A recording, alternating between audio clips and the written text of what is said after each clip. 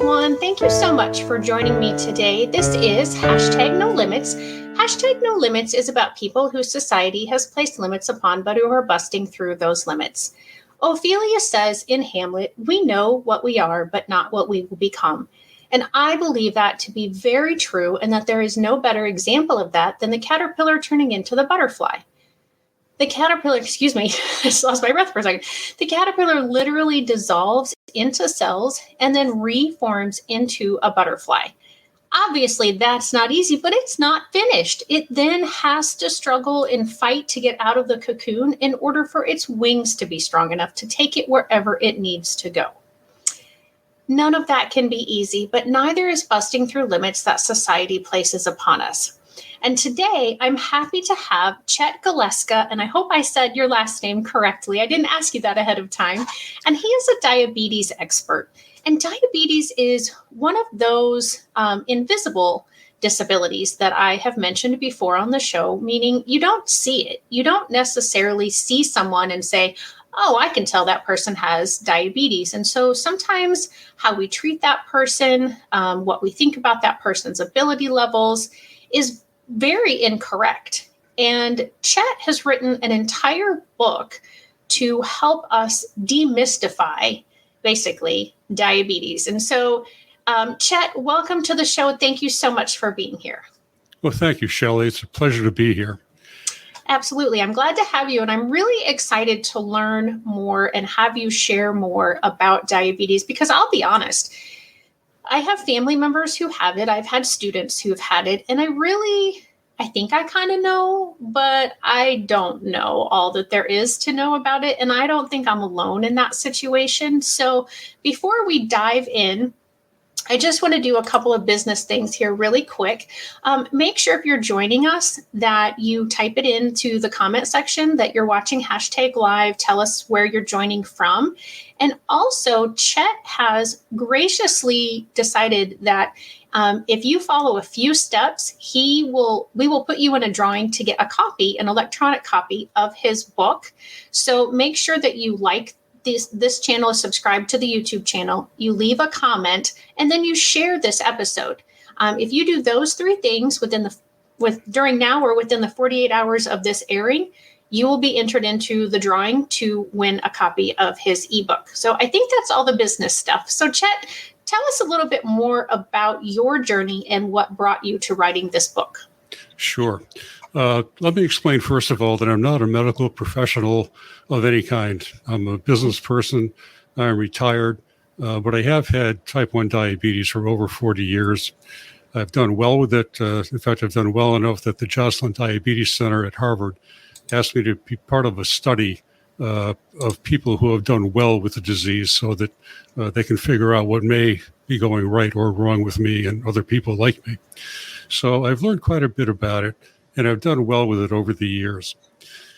I have discovered pretty early on that there's a stigma associated with diabetes that's unfair. It's certainly unfair in the case of type 1s, but it more applies to type 2s, and I'll explain that later on. Before we get started, I think we should really talk about the basics of why I'm doing this and also what diabetes actually is. Like you, Shelley, most people have kind of a hazy understanding of diabetes, but generally what they believe is not correct. And my job here is to just lay out the very basics of what's happening, what can be done about it, and various other aspects of it. So let me start by telling you what made me decide to get into this in the first place. I was in Chicago a number of years ago during the week when Ron Santo was inducted into the Baseball Hall of Fame. I didn't know anything about Santo until that week, but there was a lot written about him in the local papers and on TV and whatnot. And it turned out that Santo had type 1 diabetes back in the 1960s. Oh. He didn't tell anybody about it because he was afraid the Cubs would fire him if they found out. And back in the 1960s, he was probably right about that. Mm-hmm. So he kept it to himself. The only person who knew on the team was his roommate, and he kept it quiet as well. So there's a game in Chicago. It's the last of the ninth. There are two people on base. There's two outs, and the Cubs are down by 2. Santa was in the on-deck circle. Now, let me take a break right now to explain something you need to know to get this story. With diabetes, everybody knows that high blood sugars is what causes the long-term complications. But low blood sugars can be a problem also, but in a different way. The problem is that if you take insulin, there's a good chance your sugar can go too low. And that's a problem because your brain takes sugar directly from the bloodstream. It doesn't store it like other cells in the body do. So when there's a shortage of sugar in the blood, the brain starts to get kind of funky. Since the brain controls everything, you can lose your coordination. You can start seeing double or triple. You start sweating profusely, and a lot of other things happen. If it gets too low, you can pass out. So it's something that needs to be dealt with. Luckily, it's easy to deal with because all you need to do is eat something sugary. And once that sugar boosts up your blood sugar, the symptoms go away and you're fine. So Santa is in the on-deck circle, and he feels the symptoms of low blood sugar coming on. He knows what's in store for him if it gets too low, so he just prays that the guy at the plate will make it out and retire the side. Instead, the batter walks. So now it's bases loaded, down by 2 outs. Santa walks up to the plate. He said he looked up seeing in triple. There were 3 scoreboards, 3 pitchers, 30-some-odd people standing out in the field. When the pitcher threw the ball, he said it looked like it had a slinky attached to the back of it. Oh, no. So he took a cut at it, and he put it out of the park for a walk-off grand slam home run. Oh, my gosh. He managed to make it around the bases and back to the dugout to get his candy bar before anybody knew. But he came within a whisker of a real disaster in front of all those people in the stadium. Right. So I read this story and I thought, wow, this is a fabulous story from a diabetic's point of view. Everybody else thought, wow, how dramatic, a walk-off grand slam home run. And I'm thinking, man, I've been there. I've known when my blood sugar is going down, and I know the pressure you feel to get it back up before it gets too low. But I can't imagine doing it in front of 20,000 people in a situation like that. Right. So nobody knew this story until 10 years later, after Santa had won 5 Golden Gloves and was an all-star player for the Cubs, and they had Ron Santo Day. And it was then that he finally came clean about being a type 1 diabetic for all those years. Of course, at that time, it was too late for them to do anything about Santo as far as firing him goes. But I heard that story and I thought, man, this is fabulous. So I came home and started telling people the story, only to realize how poorly most people understand diabetes. I would tell them the story without that explanation up front that I gave you, and they would be totally clueless about what I was talking about. Now, that was bad enough. What was worse is that they would ask me questions about diabetes, especially about type 2. And I discovered that I didn't know much about type 2. In fact, a lot of what I believed about type 2 was also wrong. So that's how I really came to grips with the fact that we have a serious problem out there where the information in the world of diabetes is confusing. And we need to know the basics just so we have a base to make decisions on. We can figure out what's probably right and what's probably wrong. And that's what I try to do. I'm not offering any surefire cures or anything like that. I'm just saying, look, this is the basics. Yeah. So with that being said, I need to explain what diabetes actually is. Diabetes is a condition that results in excessively high blood sugar levels in your bloodstream. This is dangerous because your blood goes everywhere in your body and it damages every part of your body. If you think of it this way, you'll get the point. If you take water and you mix sugar into it, stir it up, what happens? The sugar gets sticky. Well, you're doing the exact same thing to your blood. Essentially, you're making it sticky. So as that blood runs around your body and it's got high sugar contents, it builds up plaque in the blood vessels, causes heart problems, kidney failure, blindness, amputations. That's the base of all the complications that happen. It's from that sugar that is at too high a level in your bloodstream. So it's something that you need to deal with. Historically, it has always been a fatal disease until 1925, when insulin was purified enough to be used as a therapy. Since that point on, we've been able to manage the disease. But until then, whether you had type 1 or type 2, it was fatal 100% of the time. Now, so that's lost on us now. We all know diabetics who are hanging in there and seem to be doing well, but an awful lot of them aren't, and they don't even know better. And that's part of the problem here. This is why we have to educate people. So let me explain how diabetes operates. First thing is, excuse me, how regular people handle digestion. When you eat food, it gets digested into glucose, which is a very simple sugar. The glucose goes into your bloodstream. It gets delivered to every cell in your body. When your pancreas senses that glucose is there, it produces a hormone called insulin. Insulin's job is to act as a key that opens the cell walls that enables the blood sugar to go from the bloodstream into the cell, and the cell then uses it for energy. As the insulin works, the blood level comes down to the normal level, and it gets maintained there. It's up and down. After you eat, the blood sugar level does go up, but in normal people, it comes right back down. Now, with diabetics, we don't have that luxury. There's something that's gone wrong. In the case of type 1, we have an autoimmune disease that has turned the body's cells against itself. It kills off the insulin-producing cells in the pancreas, so I and other type 1s don't produce much, if any, insulin. So we have to give ourselves insulin directly. The only way to take it is through injection because insulin breaks down in digestion. That's why type 1s take shots many times, several times a day.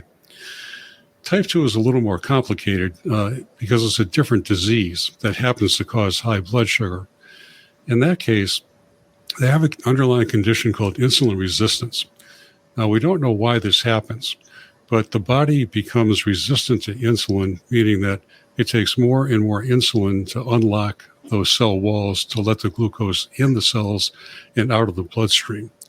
Over a period of time, usually 8 to 10 years, the pancreas gets overworked to the point where you lose about half of the cells that produce insulin. So when you're diagnosed as a pre-diabetic, your pancreas is already starting to not be able to keep up. So that condition is incurable, just like the autoimmune disease in type 1 is incurable. So once you have that underlying condition of insulin resistance, you are in a fight to control your blood sugars for the rest of your life, unless something happens to cure it. So that's where we are. With type 2, it is the most common type. It's about 95% of cases are type 2. Okay. The other 5% are type 1, and a very small number are from pregnancy and that sort of thing. But those are the two main types. But I find I'm talking about type 2 more than anything because that's where the most damage is being done because people don't understand the disease well enough. Right. Well, it was very complicated. I mean, I know you tried to make it as simple as possible, but trying to follow, okay, this one was type 1. And then I felt like I was like right there with you. And then you went to type 2. And then I was trying to think, okay, now how was that different than type 1? And I mean, I know they're two separate things, but I'm the kind of person that I have to take time to process information. And so, sure. For me, I'm still like, okay, I still think I'm in the haze that I was before this, but now that you've given me clearer information, as time goes on, that will process in my brain and I will have a better understanding. Well, let me put it a little different way. Okay.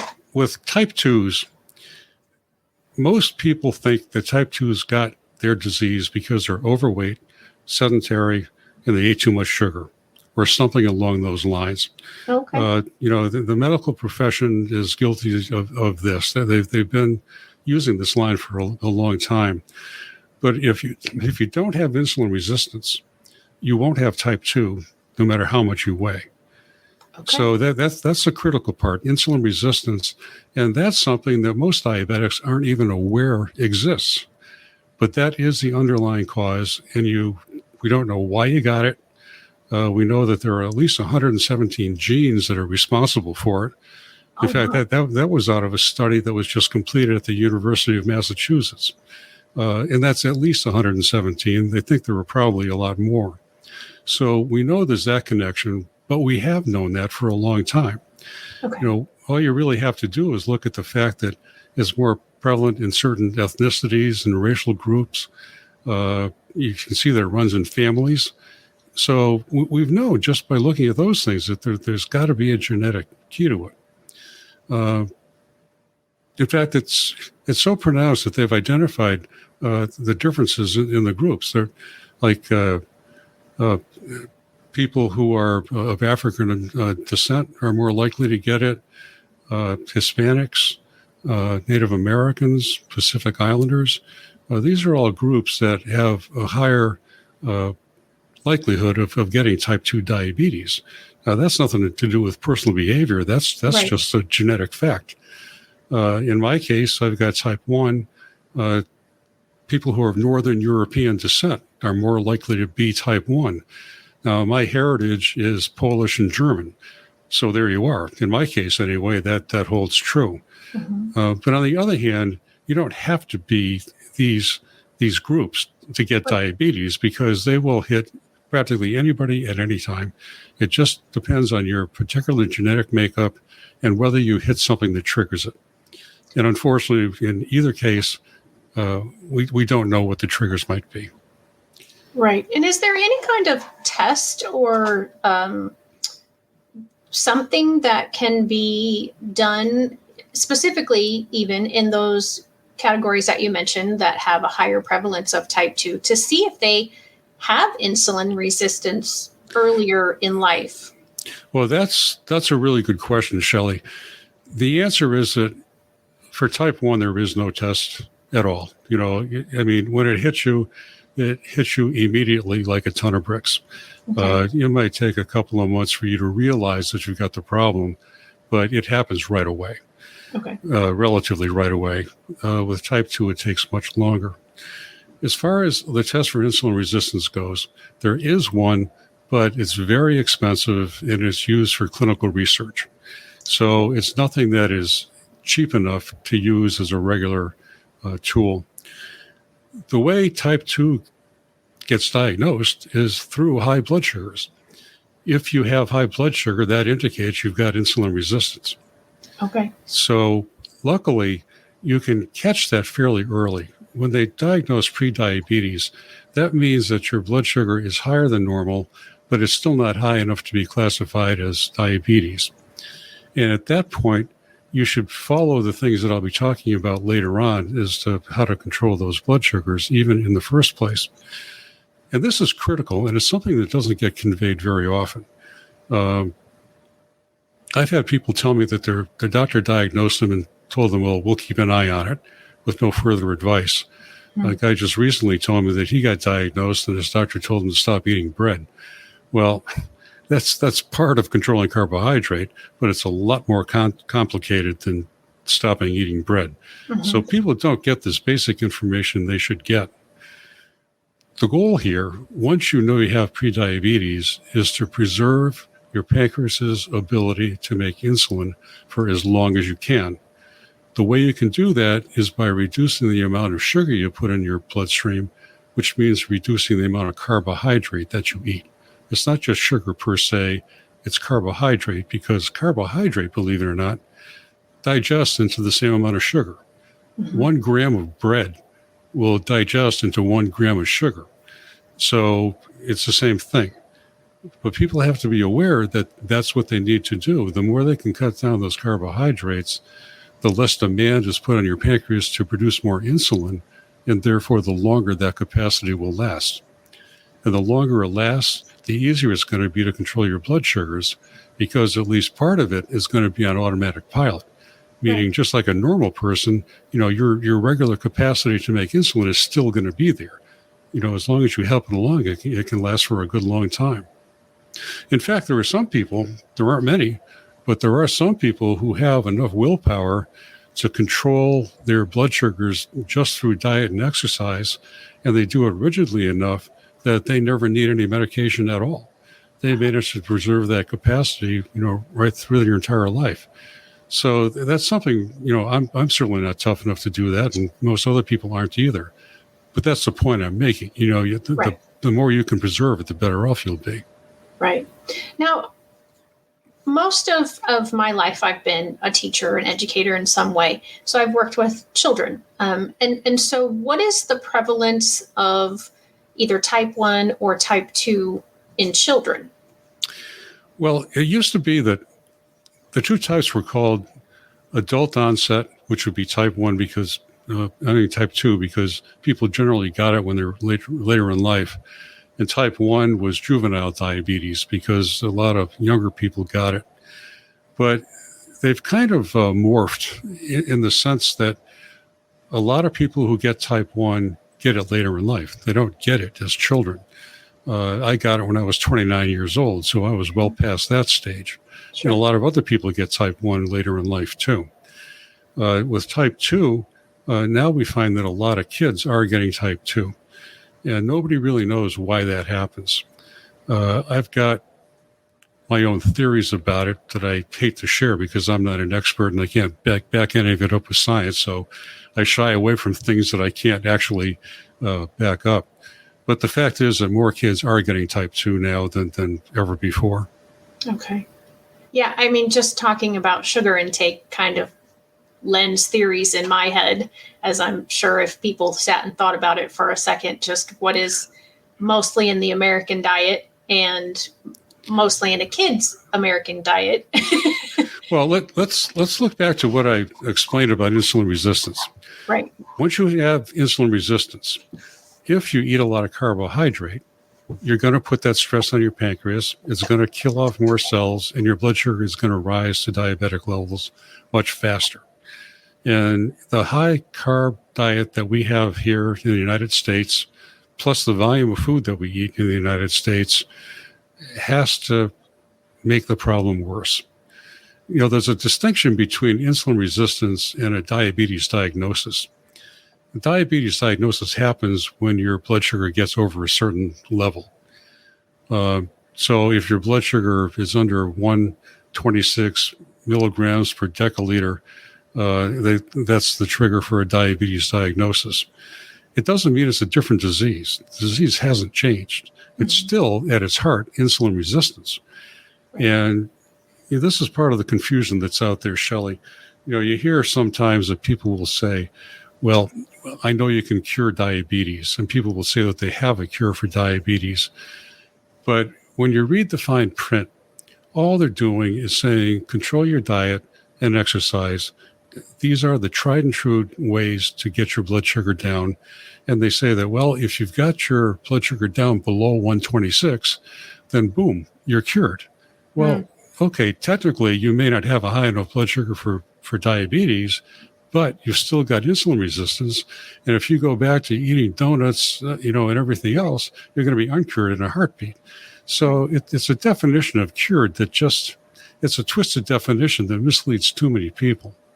In fact, I talked to a podcaster she was in the health business. She was a coach, and she told me that the only thing she knew about type 1 and type 2 diabetes was that type 2 was more easily curable than type 1 was. And I said, and neither one of them is curable. I mean, by the definition you're using, okay, but you never explain that to people. Right. And that's why that's another thing that people hear that it's curable, and they have to wonder, well, you've got this terrible disease and you could cure it. So why don't you? Right. It's just a misreading of what's going on. Right. So I want to go back a little bit to Ron Santos' story and the fact that he had this, and the symptoms. So in general, you don't necessarily have the symptoms every day. Or they don't even if you were to maybe have the symptoms every day, maybe they're not to the same degree every day, so you're not affected in the same way. Is that correct? Well, yeah, it fluctuates with your blood sugar, Shelley. The symptoms are basically you get tired, you get lethargic, you get a little sleepy, you don't feel energetic. You urinate a lot because when you get that high blood sugar in your blood, your body tries to get rid of it, and that's what it does. It forces you to drink and wash that blood sugar out. So if your blood sugar is running high, excuse me, those are the things that can happen. And what a great example that you're drinking water. Well, right I'm when drinking. You're talking about it. I'm drinking water because I'm talking too much. That's what it is, and I'm making a sustained effort to speak in a louder voice. So it's putting more pressure on my vocal cords than I normally have. So this is just plain everyday dryness of throat. You probably do it more than I do. I have noticed you haven't taken a drink yet. So I have not, okay. Because I don't have anything next to me right now, but I do have a bit of a dry throat. So. Well, you want to know something? You haven't been doing the talking here. This is true, because I try not to, even though it's my podcast. I always try to make it about my guests. So. Right. Good observation. So there you go. But yeah, my sugars are in pretty good control, and I'm not drinking it for that reason. But that is one of the big tips that you have diabetes. If you're finding you've got an unquenchable thirst and you're always in the bathroom, that's a pretty good indication you should get your blood sugar checked. In my case, I never used to get sick, and I still really never get sick. But back when I was 29, I was sick as a dog. I was laid up for half a week. I was on the sofa. Had no energy at all. But then it went away, and I started feeling a little less energetic than normal. A couple months after that, I was on a business call, and I was really, really thirsty. I was experiencing those symptoms of excess thirst and the urination. So I was thirsty. I stopped in and I got myself an orange juice, which is exactly the wrong thing to do. So I drank the orange juice, and it's loaded with sugar. So all it did was make my blood sugar even worse. I was so parched, I could barely talk. So I'm not the brightest bulb. It took me a while to realize there was something really wrong here, until I went to a Blue Cross on Business, and they had a bunch of pamphlets there about various common diseases. There was one on diabetes, so I picked it up, and I realized that I had all the symptoms except for the ones that applied to females. Okay. So well, that's good. Yeah. Well, you know what? It was a self-diagnosis. In fact, I kind of smile about this now. I didn't even have a general practitioner at the time. So my wife suggested a guy. So I went to him, and of course he had never seen me before. He asked me what brought me there. And I said, well, I think I've got diabetes. And he gave me this look like he gives every other hypochondriac that walks in his office, Right. So he kind of rolls his eyes, and he took a blood sample, and he came back and he said, you've got diabetes. Oh, well, thank you. Can you pay me now because I diagnosed myself? Yeah, right. Really. Yeah. So anyway, that is the number one symptom. And anybody who has high enough blood sugars to be qualified as diabetes, they will have those symptoms. Okay. So since the reason I brought that up is because, as I said earlier in the introduction, that I really categorize disabilities as just two, the visible and the invisible.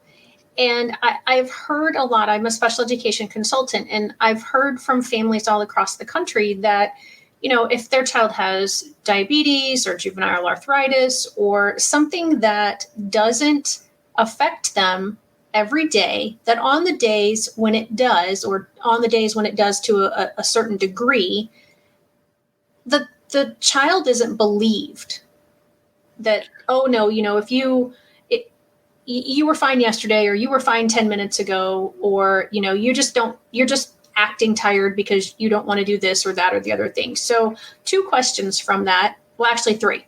The orange juice thing, I thought that was a drink that you were supposed to give. But now that I think about it, it's supposed to be apple juice, right? Well, it's anything that raises your blood sugar. Well, to combat low blood sugar, anything that raises your blood sugar works. And orange juice is a great one to do that because it's got so much sugar in it. As a regular part of your diet, not so much. Okay. You should be drinking water or, a no-carb beverage of some sort. So it's got its place. Okay. If a child's running low, the school nurse will know that. I mean, I know that with school nurses, they know when a kid's got diabetes, and they would be well versed in what's going on. Teachers probably not so much. Right. And that is the problem that I have run into in a lot of these areas where the parents are saying that their child isn't believed is there isn't a school nurse, or if there is a school nurse for a district, she's maybe or he's not in the building where their child is. And so my second question then is, as an adult, do you find that people don't always believe you when you tell them, oh, I can't do this because, I'm really worn down from the effects of my diabetes today, or my sugars are off, and so I need to go do this in order to get them back in line? Yeah, I can't say that I haven't been believed. Now that practically everybody I know knows I have diabetes, and I have probably explained something about it to them, they get it. Mm-hmm. And that is one of the things I'm trying to accomplish here. I would like everybody to understand the basics so that they can share it with other people they know, whether they have diabetes or not, and get the word out that way. Because if you go to the web and try to find information, you're going to get hit with all kinds of contradictory stuff. And the confusion is part of the problem here. If we just get back to basics and teach each other, we will know. Even if you're teachers, you're talking about the kids. If the teachers know the basics, just what you and I talked about over the last few minutes, understand that if the kid's got high blood sugar, he is feeling run down. Once they understand that, then they'll cut the kids some slack. A bigger problem than people not understanding is that diabetics don't talk about their disease. Mm-hmm. It's very common for diabetics to keep it to themselves. I did for 30 years. When I was first diagnosed, I only told people who were very close to me, my family, or they needed to know for business purposes. Other than that, I asked everybody not to let the word get out, because I myself thought that diabetics were somehow weaker than other people, and I did not want that to be what people thought of me. A little bit of background. When I was diagnosed, I was 2 years into starting a business that melted metal. We melted stainless steel and poured it to make industrial castings. Sometimes we're pouring 2,000 pounds of this stuff at one time, and I don't need the people around me to wonder whether I'm going to lose it halfway through pouring that metal. Right. So it's the kind of thing you just don't want that out there. Right. So I knew I was okay. I always made sure my sugar was plenty high enough before I did that. So there was never any kind of incident, but you just don't need people second guessing you. Right. When I decided to write the book, I told everybody that I knew that I had diabetes, and I asked them if they knew anybody else who had it to let me know, because I'd like to talk to them. So when I did that, a guy that I had known for 20 years came up to me and he said, "Gee, I hear you've got diabetes." I said, "Yeah, I do." And he said, "Well, that's funny. You don't look like a diabetic." Well, that made my point. I don't know what he expected a diabetic to look like, right, but it wasn't me. So that's the kind of thing that diabetics know. Before we became diabetic, we often thought the same things ourselves. Right. So, you've got this underlying body of misinformation out there that's just there. It's been out there for generations, and nobody seems to want to address it.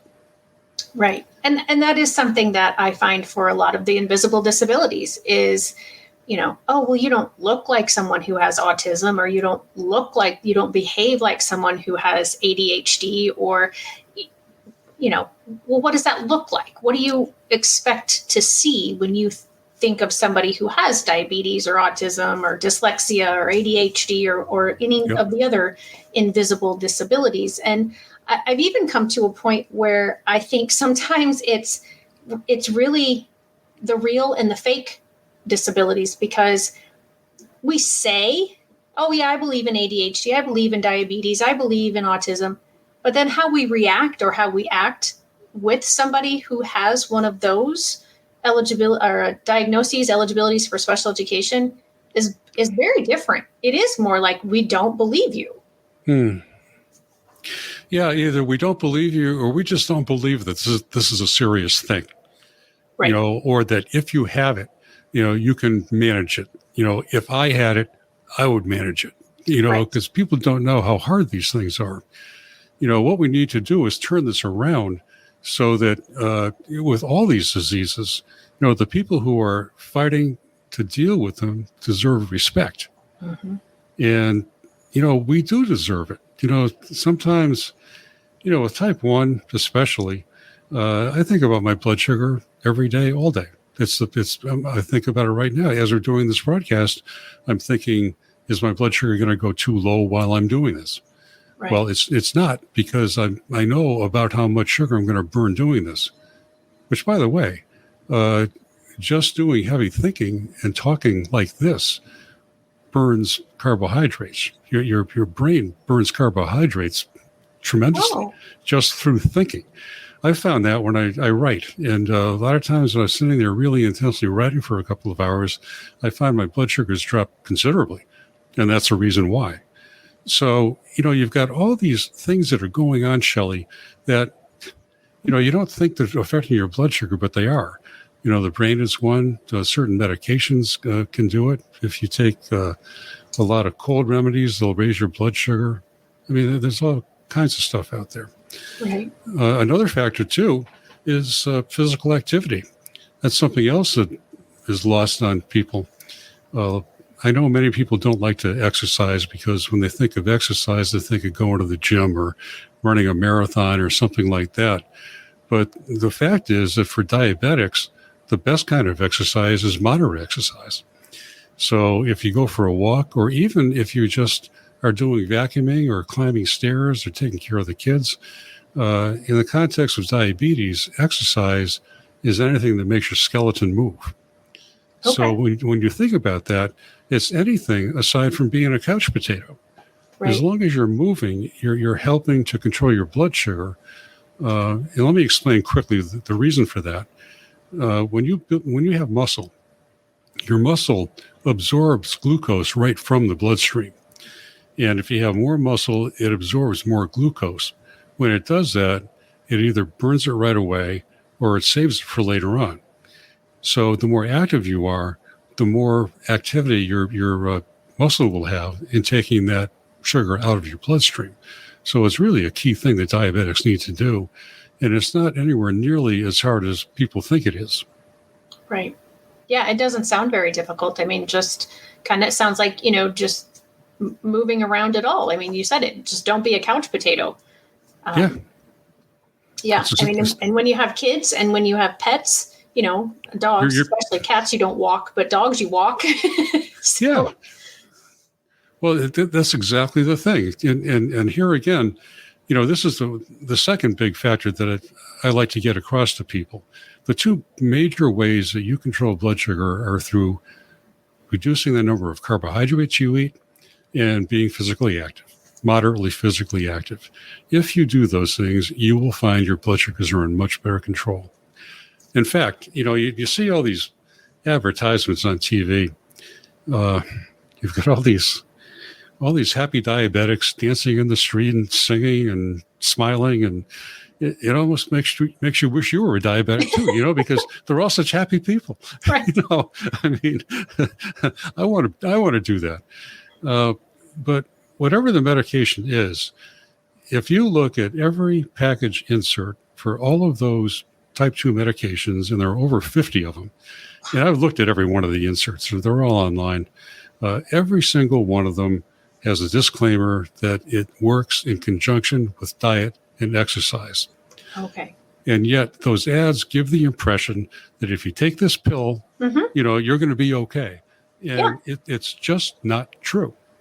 Yeah. I despise most advertisement because I feel like it is very manipulative. Yep. And it is that carries over into advertising for myself. And so I have a hard time doing any sort of social media marketing or anything of that nature, because I'm like, I want to make sure that what I'm saying is, I can't guarantee results when we go into IEP meetings. And so, Sure. I make sure I make that very clear. Like, I can't promise you rainbows and unicorns. I'm dealing with people, and everyone has a different outcome of things, of what's going to become the outcome of our meeting. And I feel that awareness, and actually, what you've said, and thank you, Fran, for commenting, is definitely the key. I mean, diabetes has been around forever, practically. It seems like, at least. I mean, it's been around all of my life. It's been around for at least thousands of years. Right. And so, here we are, and we're still, and maybe even more confused than ever before. But yet we have all this information at our fingertips. And so how does one get the information out to the people who need it? Well, I hate to sound like a self-promoter, but I really do have a mission here. And I've told you what it was earlier. The first step to my dealing with that was to write a book, which I've revised a few times and updated and put in new things that came up. It's easily readable. It tells you the basics. It offers a lot more information than what you and I are talking about in this 1 hour. The other thing I'm doing is putting my program. I developed a thing called the Challenge Diabetes Program that I gave in a lot of venues in Western Massachusetts, which is where I live. And what I decided to do during COVID is to start doing podcasts. And I'm going to put that program online so that people can go to my website and they can download it. And that will give the same information that you and I are talking about here in the same fashion, where it's just a conversational thing with a few slides that'll give you the basics. And I'm hoping that people will use that maybe for book clubs or church groups or whatever civic groups, whatever group they may have, just to learn the basics and hopefully get it out that way. Because you are absolutely right. The world of diabetes is very confusing. And unless you know the basics, you have no way of knowing what's credible and what's not. So that's what I would suggest. Go to my website, have a look at the book. The book you can buy online, by the way. It's on Amazon. And if you get it online, it doesn't cost very much at all. Right. And if they follow the 3 things that we suggested, that they can be entered into the drawing to win a free copy from you being here today. So that's, again, subscribing to the YouTube channel, commenting today, and then sharing the post. So right now, Fran is our winner because she's the only one that has commented. But you do have 48 hours from the time this was live until you can make your post and share it. So I don't know if she shared it yet, so I'll have to check that. But yeah, I mean, I think that what you're doing is fantastic, and just like you said, just getting out there, getting the word out there, and just directing people to you, because the statement, some is false, and sadly, it seems like that's almost anything that you look up anymore. You can find information that will take you down the path you want to go, but not necessarily the right information path, if that makes sense. Yeah, it does. And the problem is that if you start going down the wrong information path, it's going to hurt you. I'll give you this is kind of a mundane, everyday example. But the word has been out there that you've got a miracle cure in your kitchen cabinet. The cure is cinnamon. And people listen to that and they think that cinnamon somehow is going to fix your diabetes. I actually met a person who uses cinnamon every single morning on her toast because she thinks that's going to help. Well, you know what she does? She has a piece of bread, which is all carbohydrate. She slathers on strawberry jam, and then she sprinkles on some cinnamon and thinks she's doing the right thing. Right. Well, if she just listened to the things we've already talked about today, she would know that doesn't make any sense. Right. But that's the kind of thing that's out there that misleads people. Yeah. Well, and as you were talking, I was thinking I grew up with cinnamon sugar toast. So I was putting cinnamon with the sugar and then on the bread. It's the best. It tastes great. Yeah. Right. I have my grandson. He stays over every once in a while, and he loves coming to our house because we have cinnamon raisin toast. Oh. You get one piece of cinnamon raisin toast. so that's our claim to fame. So it's all good. Good. Now I don't make the cinnamon raisin toast a big part of my diet. Right. But for him, that's great. Right. Yeah. And so, yeah, going back to the, see, this is my brain. It's like processing what we said 15, 20 minutes ago about the insulin resistance. And I mean, how do we combat the high cost of the test? And honestly, if you have insulin resistance and you can't cure, I guess would be the right word, insulin resistance, what would be the need to get the test earlier? How would that benefit if people knew earlier in life that they were insulin resistant? Well, they would be able to watch their carbs and make sure they exercise earlier. Okay. That's what it would be. Okay. Yep. And as far as the cost of the test goes, that clinical test has been around for a long time, and apparently it is just really expensive to run. So I haven't heard a word about it being commonly available. Yeah, there's so many things that insurance companies drive that if they wouldn't be so hesitant to pay for certain things, I think maybe some of our medical costs wouldn't be overall what they are, because if we could catch things earlier, if we could do different tests and different trainings or different education earlier, that maybe we wouldn't have all the bad things that we have that cost so much money. Well, the sooner the better. In fairness to the insurance companies on this particular thing, though, if you were really to test everybody for insulin resistance, you would literally wind up testing everybody because you really don't know who's going to get it. So you can't take a really expensive clinical test and apply it to 30 million people or 300 million people. If there were an inexpensive test like we have for blood glucose tests, by the way. Mm-hmm. When I first got this in 1981, there was no home glucose test. The way you knew your sugar was high was by taking a piece of what they called test tape. It was a piece of yellow paper that came in a dispenser that looked like a tape measure.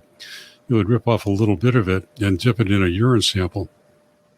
If it stayed yellow, it meant that 2 hours ago your sugar was fine. If it turned a shade of green or black, it would have been really high 2 hours ago, but it wasn't real-time information. Right. It was the best we could do, but it really wasn't that helpful. Gotcha.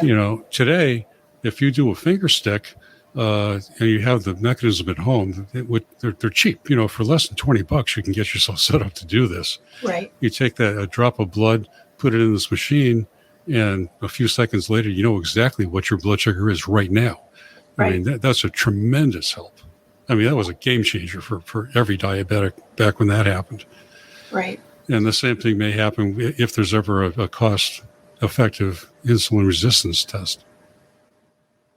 Yeah. Thank you for that.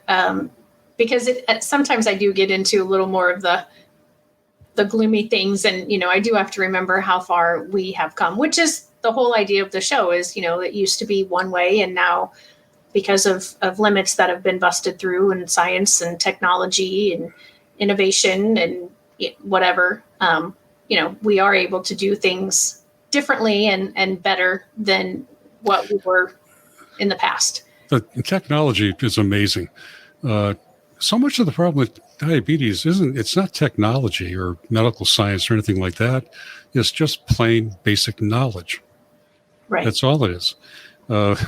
Something that happens to me sometimes when I'm doing the courses is that I'll explain about finger sticks, like I just mentioned to you. And some people will always roll their eyes and get this look of fear on their face. And, they say, well, you mean I have to do that? I said, you don't have to do it. You get to do it. Right. I didn't get to do this 40 years ago. I wish I did. So it's really what you know and the perspective you have. Right. Cryax, you say, can I ask a question? Please do. I hope you're still with us. That was a couple minutes ago. I didn't see that come through. And Fran says her diabetes is diet controlled at this time. So Yep. That's awesome. So That what is are awesome. what are some of the things you had mentioned earlier, like some things that are misunderstood, and some of the symptoms and some of the things to do to help those symptoms. I believe you talked more about type 2. Yeah. Let's talk about, stay on that. To tell you the truth, type 1s generally have their act together because we have no choice. If we don't take the insulin, we will die sooner than not. But with type 2s, that's where a lot of the misleading information is. One of the big ones is that if you're overweight, you're likely to get diabetes. Well, the Centers for Disease Control says that 70% of us are overweight. At the same time, it says that about 10% of us are diabetic. So only about 1 in 7 overweight people actually becomes diabetic. And finally, if you go to the American Diabetes Association's website today, you'll find that there is a disclaimer there that says most overweight people don't get diabetes. But there is a connection between weight and diabetes, and I'd like to explain that. The weight, as far as we can tell, has nothing to do with creating insulin resistance. But what it does do is when you have insulin resistance, it makes it worse. The reason for this is that we have two kinds of fat. There's subcutaneous fat, which is the soft, squishy stuff that we think of when we talk about fat. But there's another kind called visceral fat, which is hard, and it's internally packed around your organs. Visceral fat will increase insulin resistance. So the less of that you have, the better off you are. Once again, the less resistance you have, the less insulin you're going to need, the less stress you put in your pancreas. So the recommendation for losing weight is to lose between 5 and 7%. The reason for that is that happily, when you lose weight, the first weight you lose is the visceral fat. Oh. So here again, this is it's a thing that doesn't sound as extreme as you might think. You think, well, I've got a lot of subcutaneous fat. I'm going to have to lose 30 pounds. Well, really 5 to 7%, whatever your base weight is, 5 to 7% may not be that much weight. Right. But it'll make a big difference. Yeah. Oh, that's awesome. And what else? Because we have about 6 minutes to go. So I want to make sure that you get those points out there that you wanted to speak on today. Okay. What's another one? I guess it's just to combat the idea that the diabetics are somehow weaker than other people. When I look at what diabetics need to do as far as knowing their blood sugar pretty much all day long, every day, in my case, avoiding the lows, avoiding the highs, dealing with things like heavy exercise that will reduce your blood sugar, but then raise it at the same time. And I'll explain that quickly.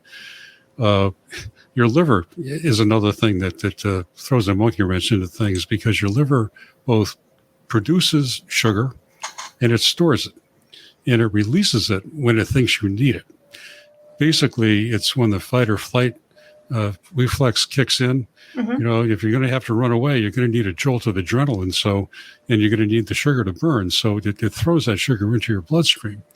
Well, when you work out really heavy, your blood sugar goes down at first, but then your liver senses that it's going down in a hurry. Must be something going on, and it throws all that sugar into your bloodstream. Huh. It took me to figure out how this works, because I was experiencing that. I would work out and think, sugar's got to be low now. And it wasn't. It was higher than when I started. Well, that's what happens. Okay. So you've got that stuff going on, and that's stuff that we have to think about. It's a very complicated thing, and you have to be on top of it all of the time. So we do that. And there are many diabetics do many involve things in this life, including a lot of physical things. And we do it just because we're able to deal with these other factors on top of the normal strains of whatever the job is we're trying to do. And that's another reason that diabetics who actually deal with the disease effectively, it's a reason they deserve respect. Yeah. They deserve respect. And we also need to encourage people who have diabetes but refuse to acknowledge it. We have to get them to understand that they can do something about this. It's hard, but it's not impossible. And they can live long, healthy lives if they do the right things. But you have to do them. Right. Let me tell you one quick story. A guy who worked for me many years ago contacted me a few years ago about something other than diabetes. Turned out that he had diabetes, had type 2, didn't do anything about it. Couldn't take the pain anymore. Went to the hospital one day. They took off one leg on that day, and they took off the other one on the next. Oh my gosh. And he told me that if I ever get diabetes, to make sure I take care of it. I thought about that afterwards. In fact, I still think about that a lot, because that was during the time when I didn't tell anybody that I had diabetes. And I often wonder if he knew that I had diabetes, maybe he would have come to me and asked me for some advice. But since he didn't know I had it, that possibility wasn't open. But if he did, I could have explained it to him, and maybe he would have taken care of his diabetes and he would still be alive today. He actually died a couple of years after I talked to him. So, but that's how critical this stuff is, Shelley. We have to have a better attitude about diabetics and diabetes and make it something that you get respect for dealing with, rather than being looked down upon because they think you're fat, lazy, irresponsible. Right. That has no place here. Yeah. Yeah. And that's what #NoLimits is about, is trying to get people to understand the differences that all of us have. We all have things about us that are different, and things that we should be proud of, because that's what makes us who we are. And, letting people know that we are going through something, whether it's that we have diabetes, or that we, and it's not that you have to walk around with a big, like the sandwich billboards that they have, but that if you're doing your blood test, or you're, not eating certain foods at a event where there's a lot of people and there's like a buffet kind of, a meal, or, not trying to hide the things that you're doing to take care of yourself, because that's exactly what you're doing, is you're taking care of yourself. I think the way to look at it is that you're generating opportunities to tell people about it.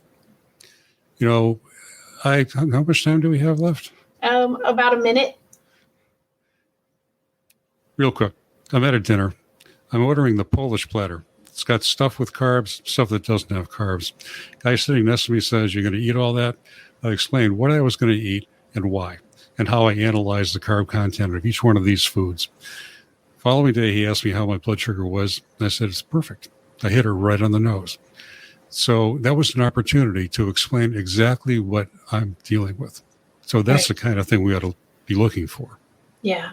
Absolutely. And like I said, just be proud of, who you are and what makes you who you are, and why it makes you who you are, and why you're taking care of yourself. I think that's a huge problem with a lot of things is we don't promote taking care of ourselves. Yep.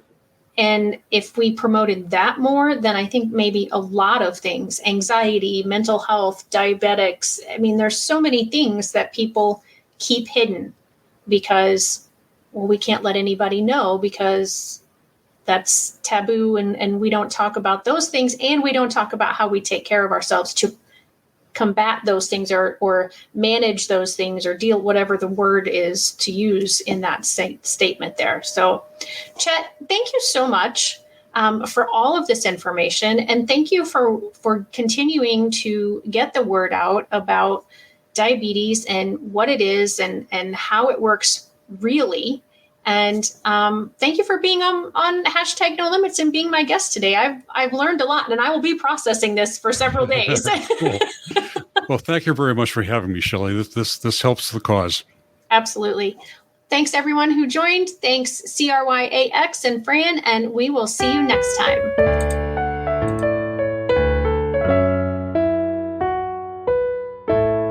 Hey parents and teachers, are you tired of IEP meetings that feel like a battle?